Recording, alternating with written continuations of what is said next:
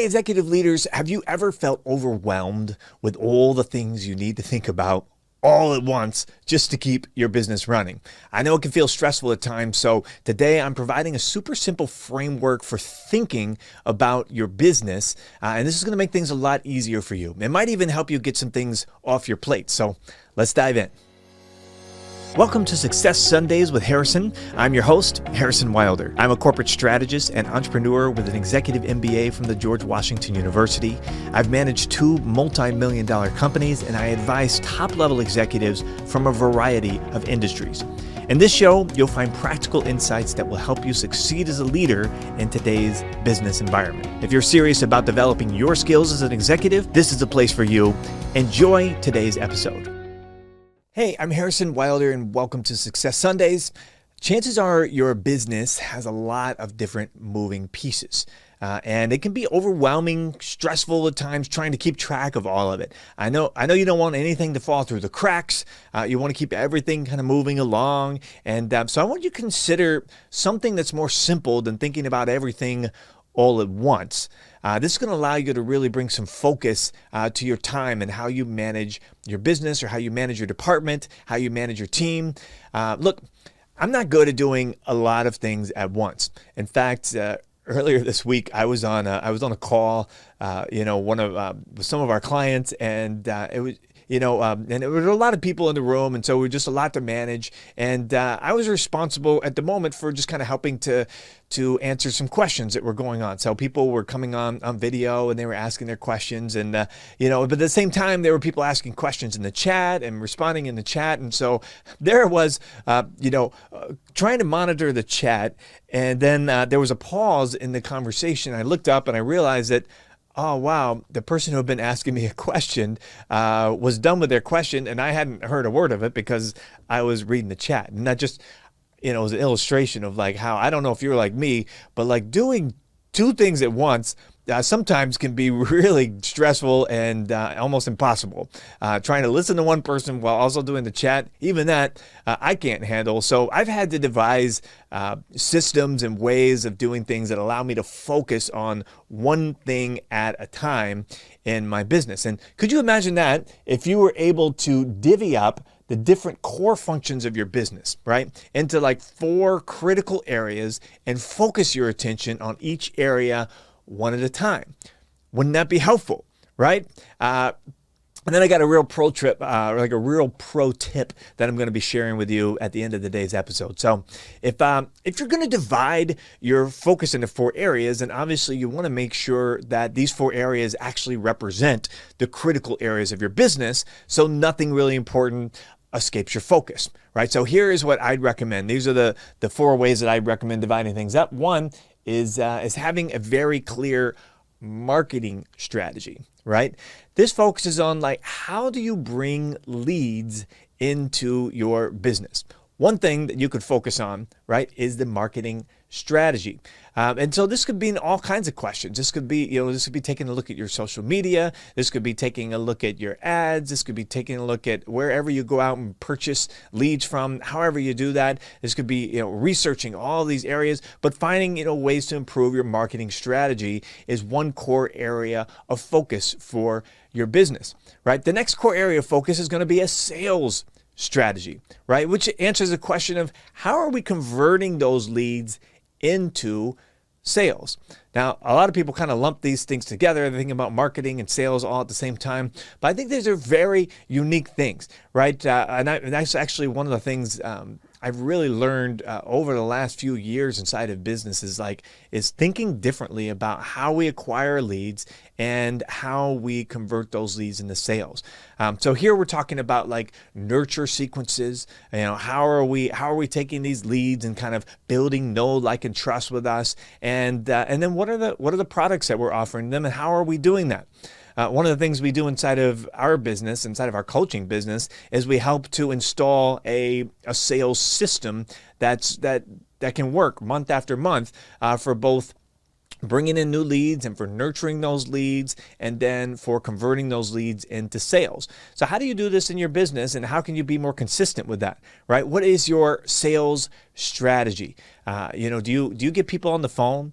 Is that a process that you need to work on and tweak and develop? Like, do you have a sales team that does that? Do you do like we teach our students and bring people and sell one-to-many, bring them into a group environment and then present your products in that kind of way through, while you're building know, like, and trust with people? What is your sales strategy? How do you do it, right? And so you can see that by focusing on the marketing strategy, bringing in new leads, and then by focusing on sales strategy, converting those leads into buyers, you'll take up a big part of your business, right? And being able to focus on those areas, I find, has been really helpful. Here's another area to focus on is your delivery strategy, right? So how do you deliver those products and services that you sold to your clients or customers? And so this could be a whole another area of focus for your business. Maybe you have an event that you deliver through, or maybe you're building out some sort of widgets or products or something like that, and so you've got more of a product development type system and a product creation. So what is your delivery strategy? How do you keep your customers and clients happy, right? How are you providing for them what you promised that you would, and making sure that that they become repeat customers and all these things. So your delivery strategy is also important. Here's the final one is the four. So we talked about a marketing strategy, a sales strategy, a delivery strategy, and another area of focus is your financial strategy. I find a lot of people don't spend a lot of time thinking about this, but how does the money flow inside of your company? In a previous episode, I was recommending that you actually write this down on a sheet of paper somewhere. Really think about how much does it cost me to do this? And then, how much does it cost me to acquire customers? How much does it cost me to deliver the product? How much overhead do I have? Somewhere you're thinking through and updating the financial strategy and making sure that this whole thing actually makes sense and works on paper, and then that you also have a way of making sure all the bills get paid, right? And that money that comes in is accounted for, and all these things are tracked, and that any money that people owe to you, you've got a way of following up with that, sending invoices and things like that, setting budgets for the different departments of your company. What is the financial strategy? It's important that we be thinking about this as well. So could you imagine your life if you were able to focus on one of these areas at a time, right? Instead of having what becomes overwhelming is when we got all these areas kind of coming at us all at once, and this person from this team needs that, and I'm trying to improve this area, I'm trying to do this, but by dividing it up in these four critical areas, we're able to focus our attention in one place. And I don't know what that looks like for you, but maybe it could be setting aside one day a week for each of the activities. On Monday, you focus on this strategy. On Tuesday, you focus on this strategy. That could be one way that you do it. Or if you got a lot of fast-moving stuff and and everything needs attention every day, well, that's fine. Set aside a couple of hours for each of the four areas every day in your calendar. Just kind of block off the thinking time that you need for it and the time to take action inside of each of those areas. But even better, and here's a real pro tip, what if you could empower team members to champion each of these areas and to think about them when you're not thinking about them, right? That's what I love on my teams is when people are able to own an entire area of the company and they really own it. This is my baby, right? We got someone in our company who's responsible for bringing in leads, right? Their entire job is hey, how can I bring qualified leads into this company, right? They're looking at the ad strategy. They're looking at the social media activity. And every day, this is what their focus is and what they're thinking about. And so when I meet with this person, I'm able to just kind of talk about that thing. Hey, where are the qualified leads coming from? What do we need to invest in? What do we need to be doing to bring more qualified leads in the company? And how are we doing on our targets, our benchmarks for that? But it's great to talk to the salesperson as well, right? There's one person who's hey, I take all of these leads and I convert them into sales, right? And so they're responsible for that. And so they're running that play with our events and with our sales team, and they are responsible for making those conversions. And then we get somebody who's like over delivery, right? So someone who is really focused on like making a great experience for our customers when they come in. So when they come into our events, this is the person that's kind of making sure that's a wonderful experience and making sure the customer service and everything is great for those people, right?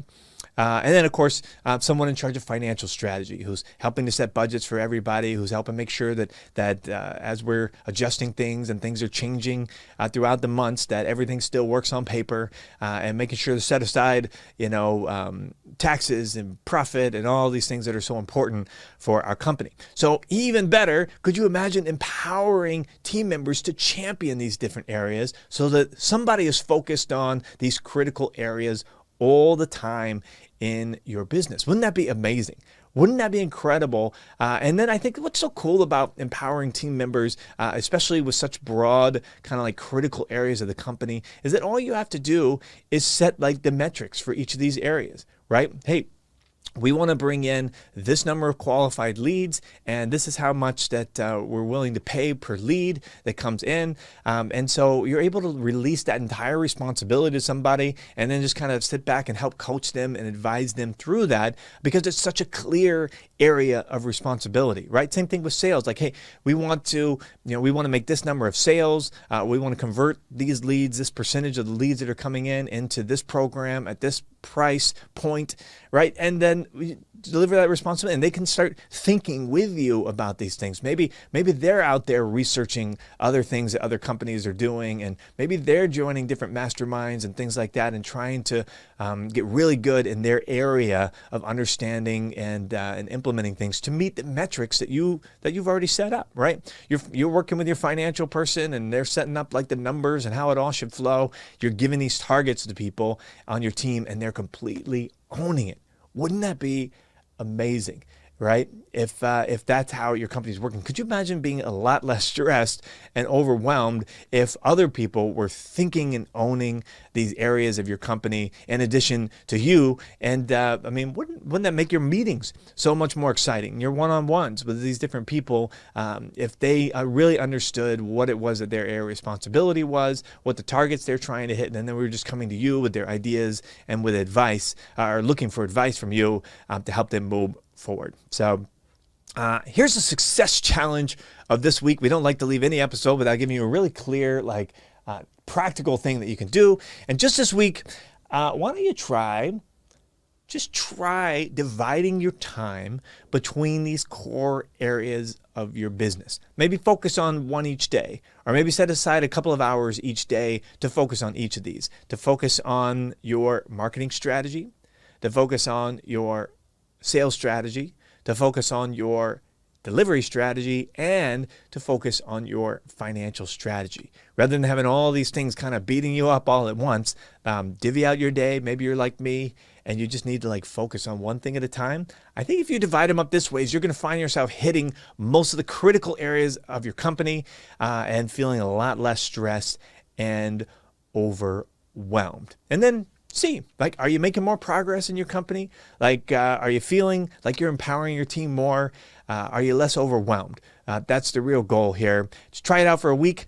Let me know how it goes. And then if you have any questions for me that I might be able to help you with on a future episode, post them down in the comments below. I love to hear from you. We love to create super relevant content that's really helpful for you. So put your comments in there, your ideas in the comment, and my team will tee those up to me for future episodes. But in the meantime, have a wonderful week, and we'll see you in the next episode. Well, I hope you enjoyed today's episode. Great businesses and great leaders are built using effective communication. For more, go to speakingschool.com, grab my Elite Business Success Toolkit for free just for trying out our Speaking School membership. That's speakingschool.com. See you next time.